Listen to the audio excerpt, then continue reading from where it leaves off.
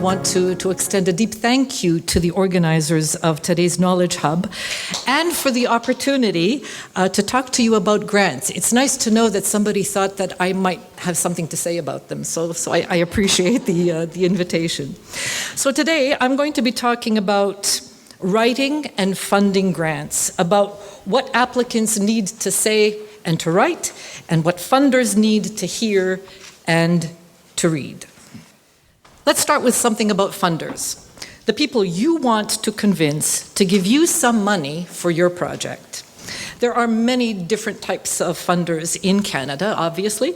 Government agencies at all levels funding a wide range of purposes such as innovation, cultural initiatives, scientific and technical endeavors.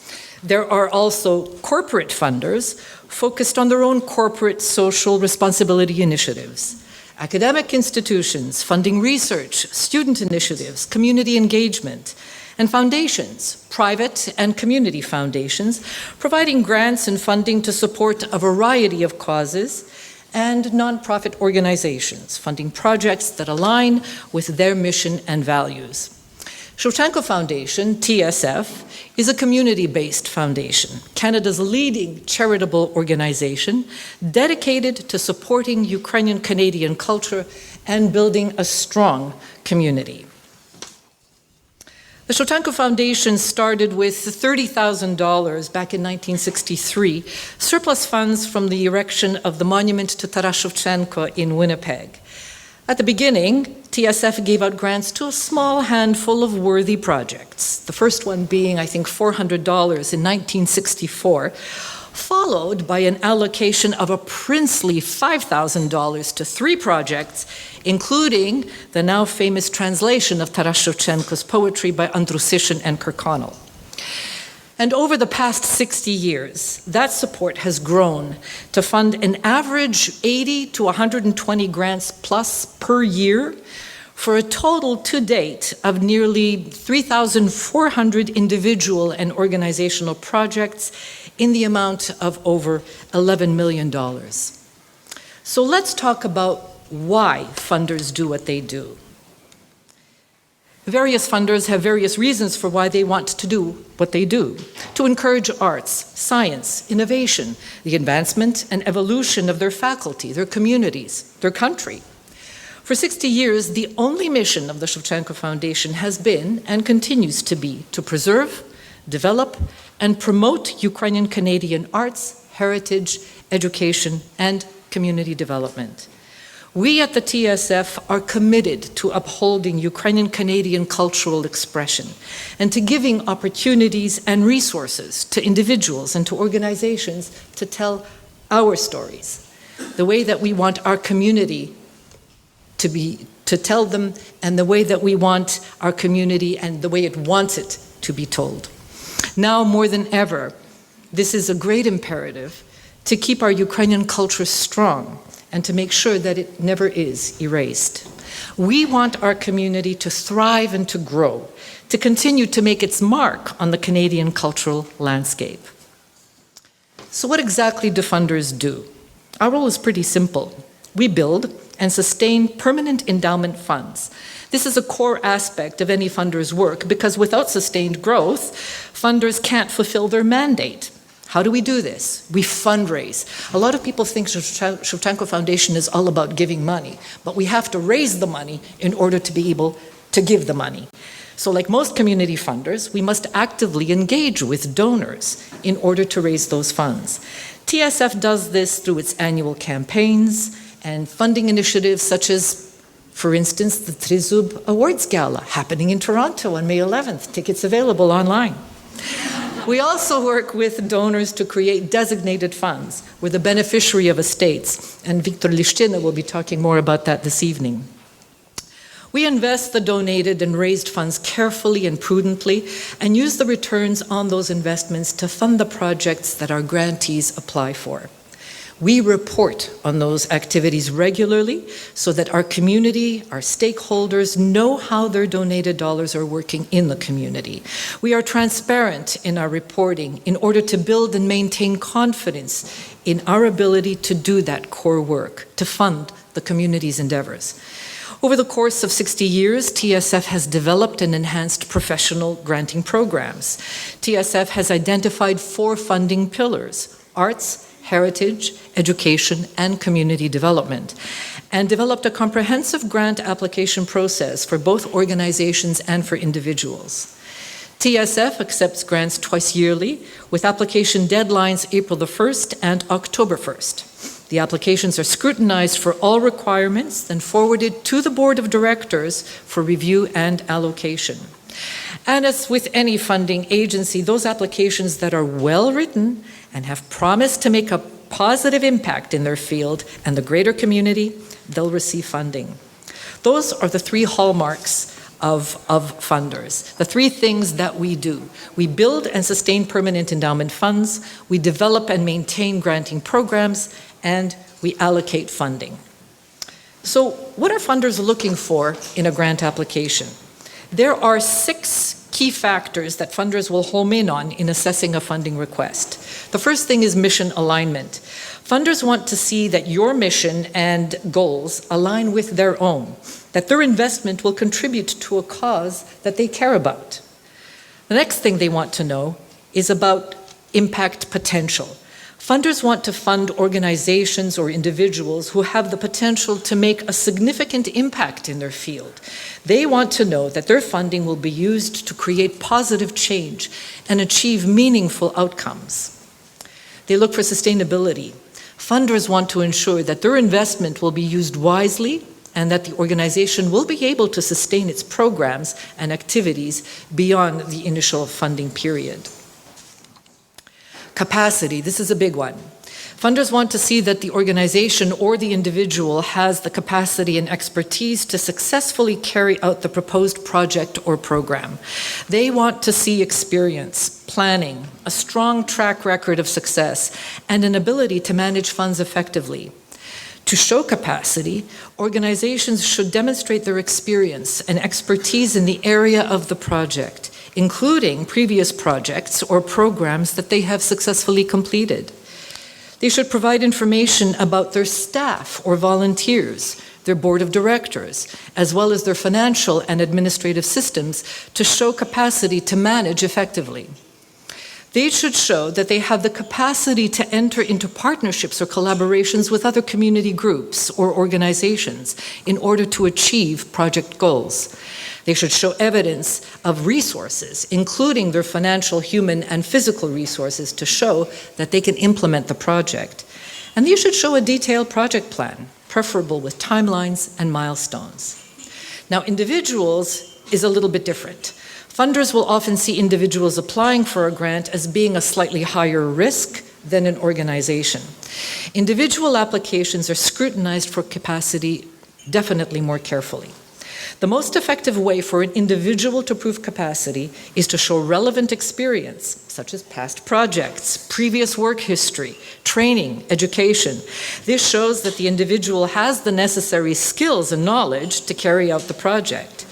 Collaborate with other individuals or organizations. This demonstrates individual capacity by showing support and expertise of others in the field.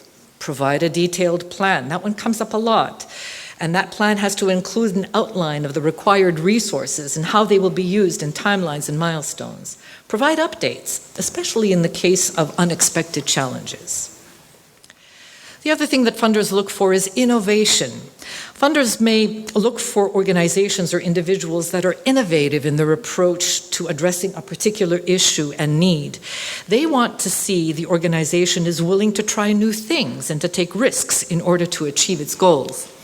I can give you an example. A few years back, the Calgary Opera Association approached the Shevchenko Foundation because they had hired a young Ukrainian Canadian soloist to perform in Philomena.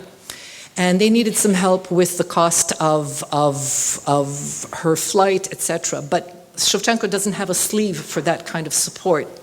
So it was suggested to the Calgary Opera Company that maybe if they use this young Ukrainian-Canadian soloist in a recital to sing Ukrainian art songs and maybe some other opera arias, and maybe partner with like the Ukrainian Professional and Business Association in Calgary, well, we could potentially fund that.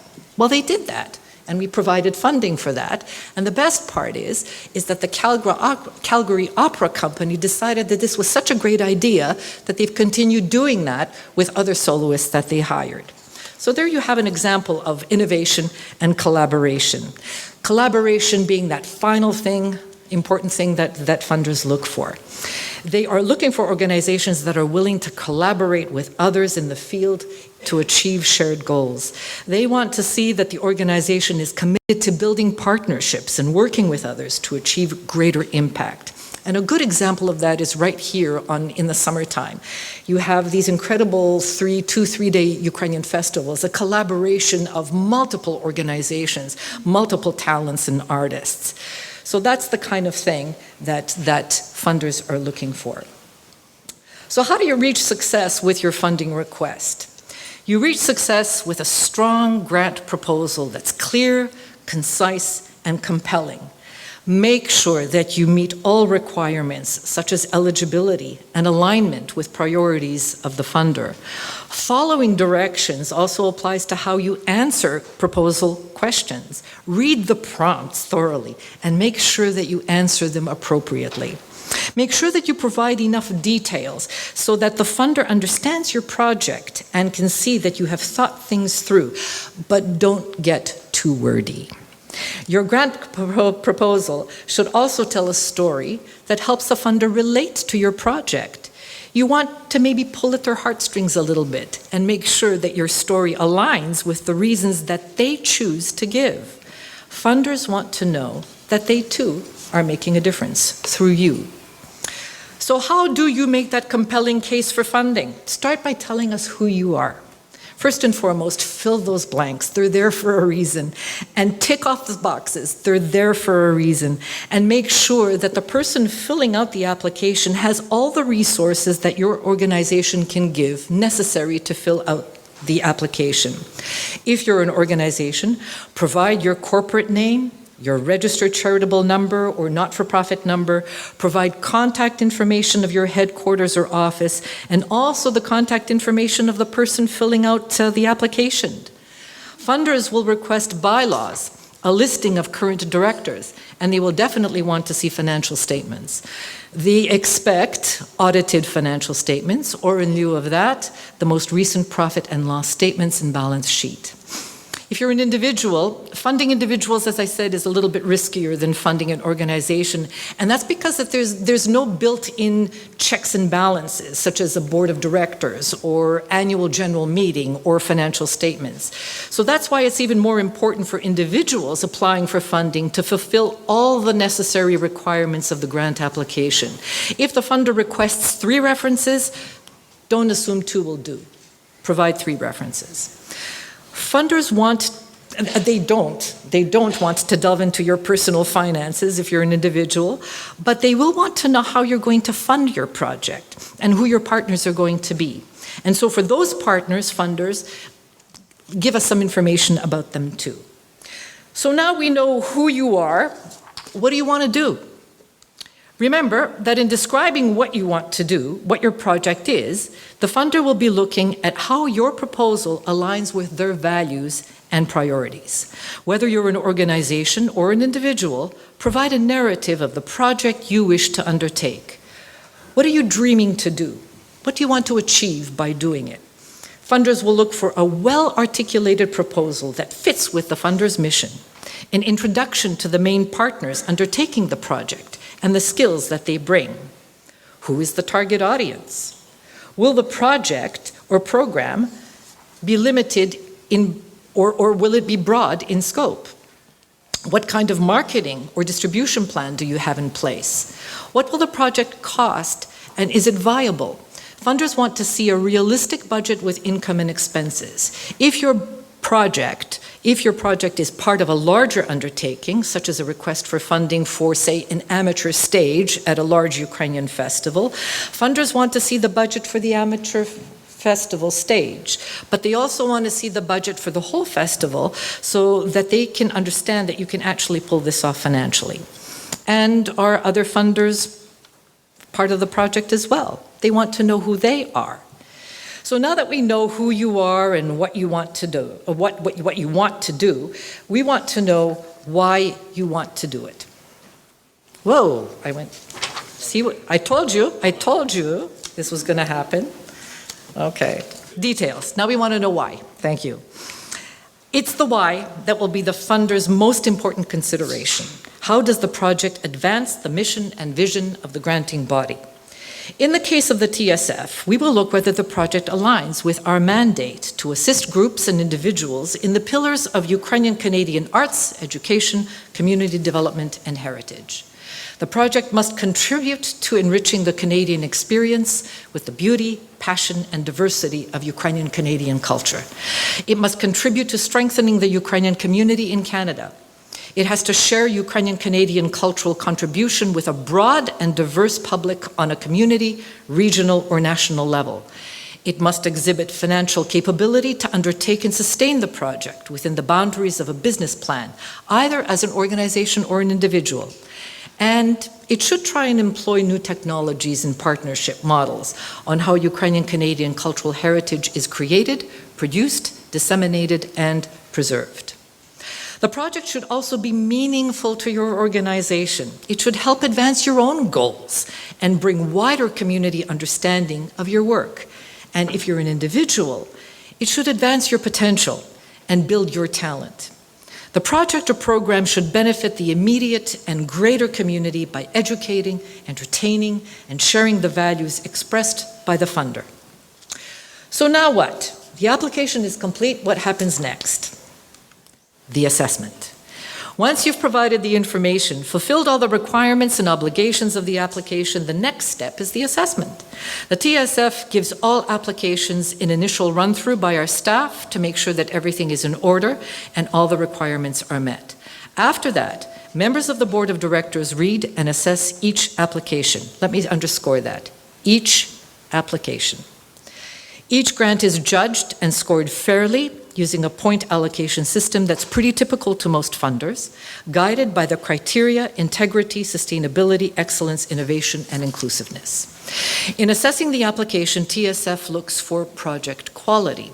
Are the goals for the project within the scope and mission of the Shevchenko Foundation? Are the goals for the project and those undertaking the project well articulated?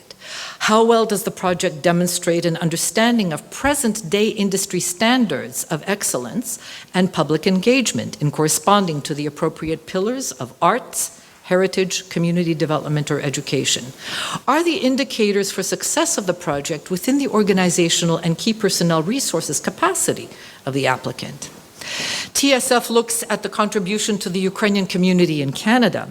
How does the project advance the relevance of Ukrainian cultural heritage by connecting people and strengthening communities for the enrichment of Canada? Is the project impact local, regional, or national?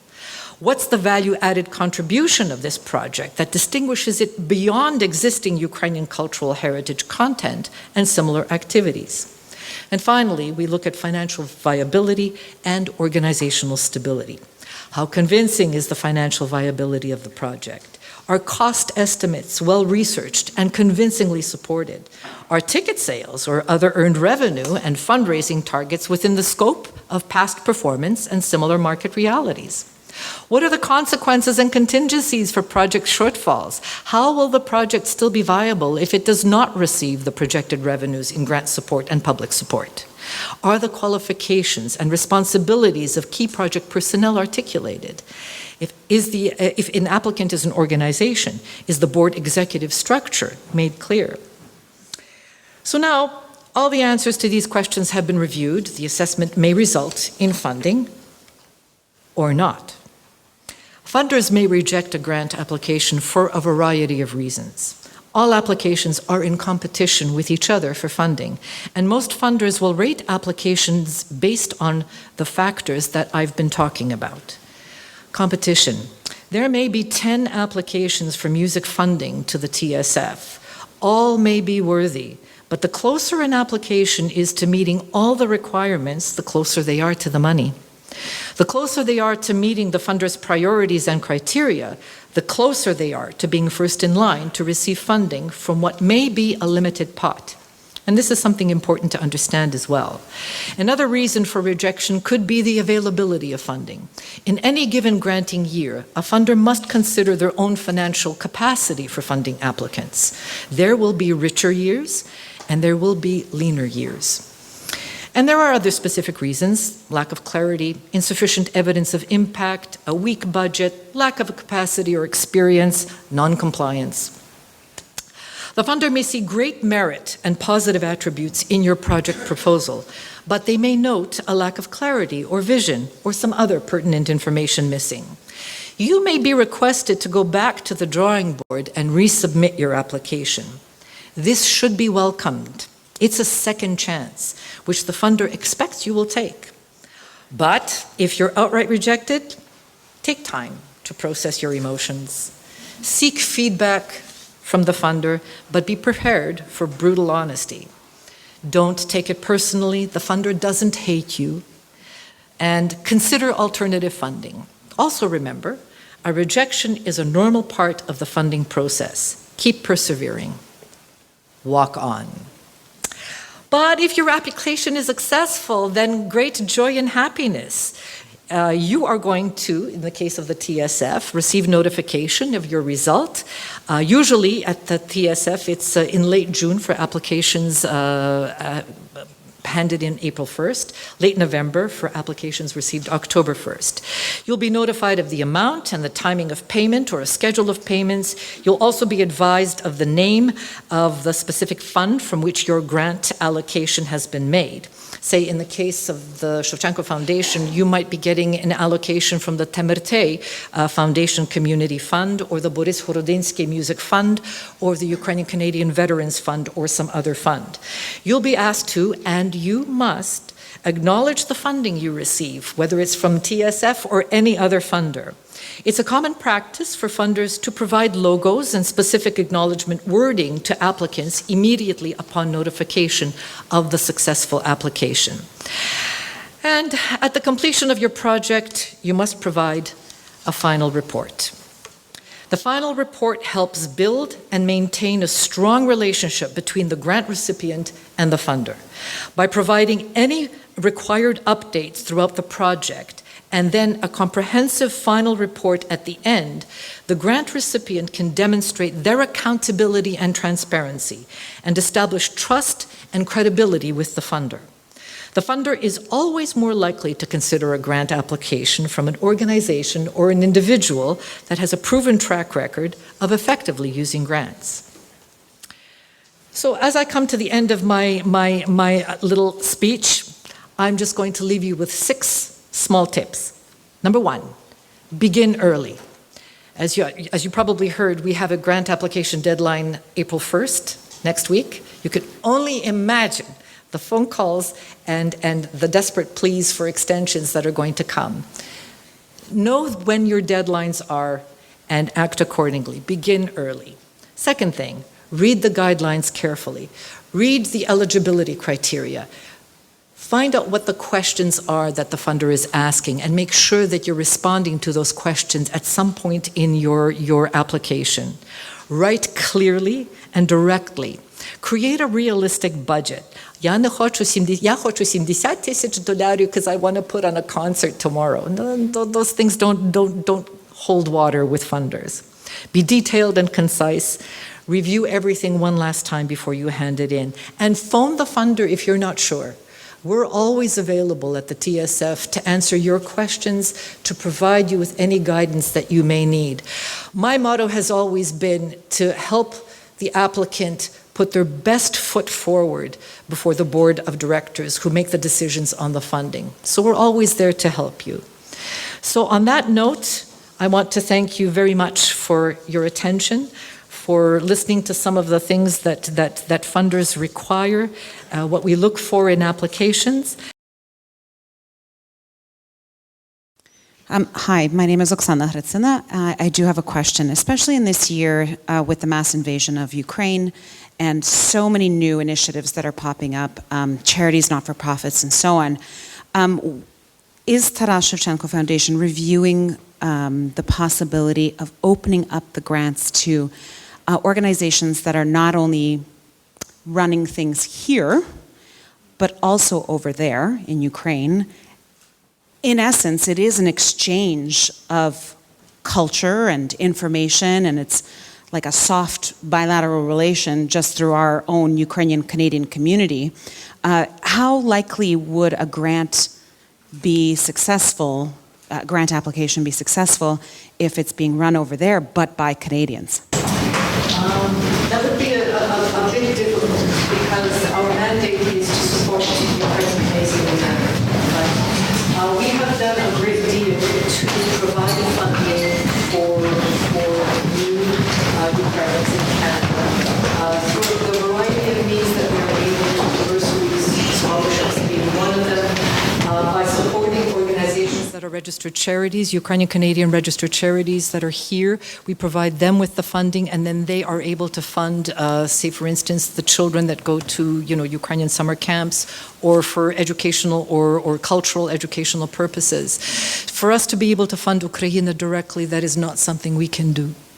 The foundation was one of the founding groups that created something called the Canada-Ukraine Foundation.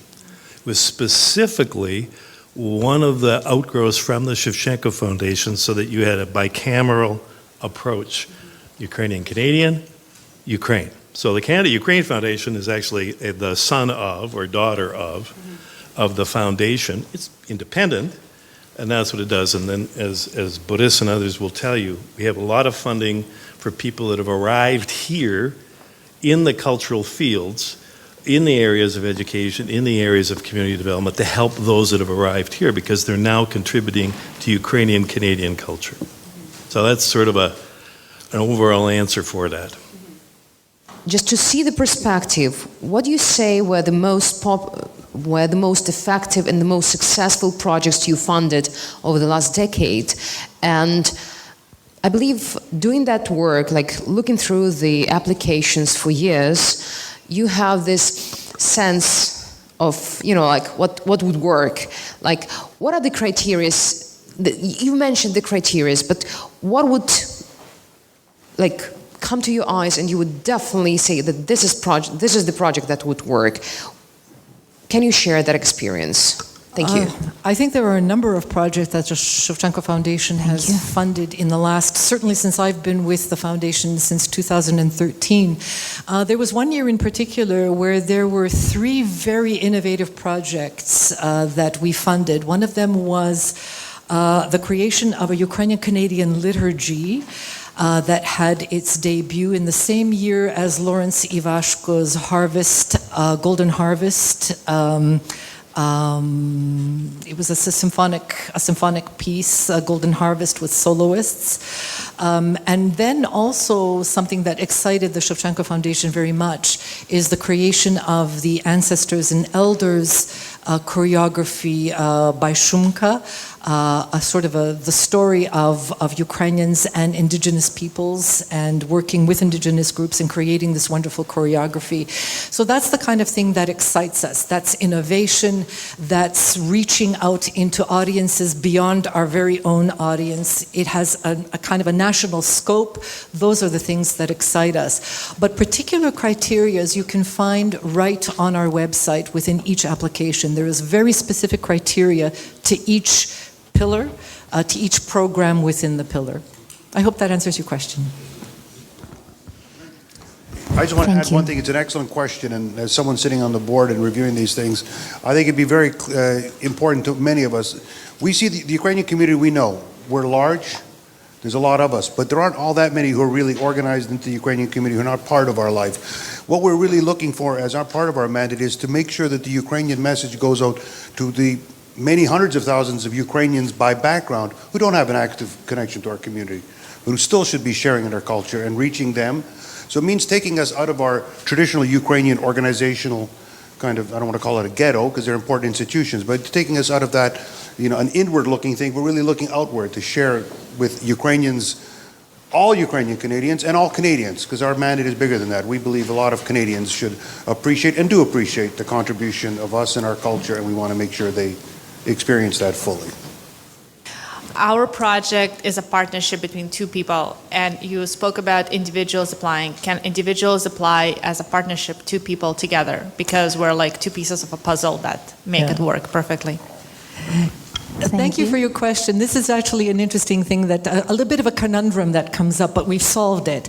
And this came up when we had bands, polka bands and other estrada bands applying for an application. They're not an organization. They don't have a board of directors. They don't have financial statements. They're just 4 or 5 people getting together to play music, whether it's 2 people or 5 people. So what we suggest is that one person, as a representative of the collective, make the application to the Shevchenko Foundation. So we do have an issue here because the one person that really truly represents Ukrainian culture in our partnership has the status of a newcomer. It does not have PR. I have, but I am more of a behind the scenes. Well, if you have Canadian citizenship, then you're the one that runs the application. Okay, thank you. So I have a question. You mentioned that nonprofits need to demonstrate their history of successful projects and basically talk about their background to receive funding. What if it's a newly incorporated nonprofit, a new one in Canada with no successful projects yet? Do they have a chance to receive funding, and what should they show instead? Of course you do have an opportunity for funding, because you would tell us in your introductory letter who you are and what it is that you want to achieve. And you're going to make a very strong case and pull at our heartstrings and tell us everything that you need to, so that we pay attention to what you're asking for and hopefully give you funding.